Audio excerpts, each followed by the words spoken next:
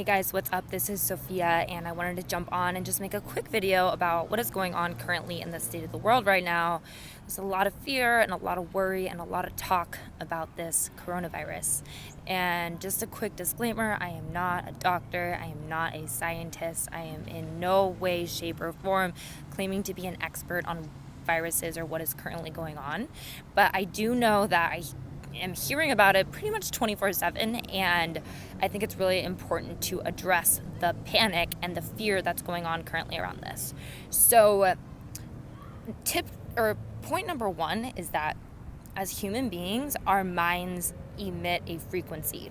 And this is not something that I'm making up. This is not just some spiritual woo-woo concept. This is scientifically proven that our brains as human beings actually do carry a frequency, just like the frequency in our cell phones, the frequency of radio waves and microwaves. Just because we can't see it doesn't mean that it's not true.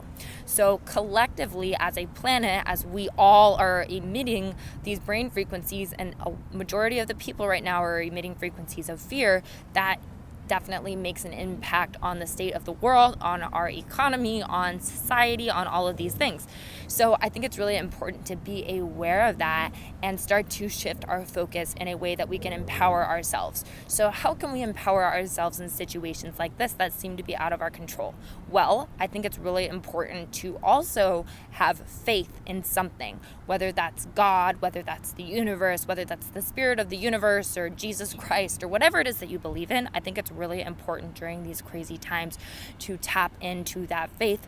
It is undeniable that there are forces that are beyond our control, like gravity, like the force that keeps our sun the perfect distance from the earth and our earth spinning on its axis, these forces that keep our life moving that are totally beyond our control. I think it's really important to really strengthen our faith through these times and depend on whatever force that is. I believe that that force is a loving force that has all of our best interests in mind.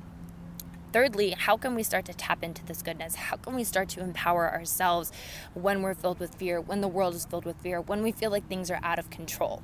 Well, I think it's really important as a first step to identify what exactly is creating this fear inside of you. What thoughts are you thinking?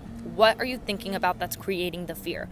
Are you thinking about losing your job? Are you thinking about the financial insecurity that may, not guaranteed, but may result from all of this chaos? Are you thinking about your family and your health and losing them? Are you holding on to your idea of your relationship with them and that you may lose it and that's creating the fear inside of you?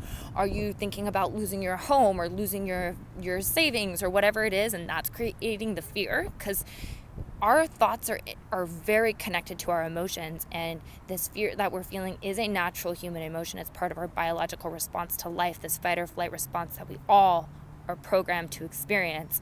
But some of us may feel like we're in grave danger, but the truth is we don't really know. We don't really know what's going to happen.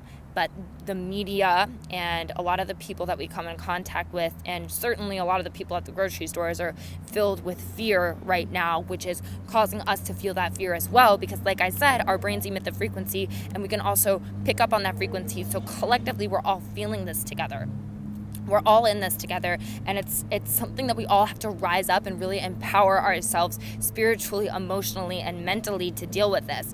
Yes, it's important to take precautions and wash our hands and be safe and do what we need to do to protect ourselves, but we have to realize that we all share this planet together. All of us humans are here together, and rather than fighting each other for toilet paper or the last can of soup at the grocery store, we have to realize what it is really that we're afraid of.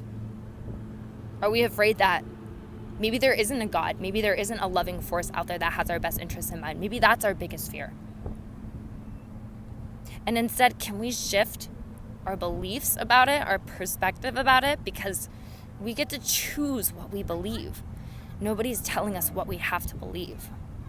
We can believe in the goodness. We can believe in the goodness of the universe, the goodness of God, whatever you want to call it, the goodness of humanity, the goodness of our immune system, the goodness of our financial structure in this country or wherever it is that you live.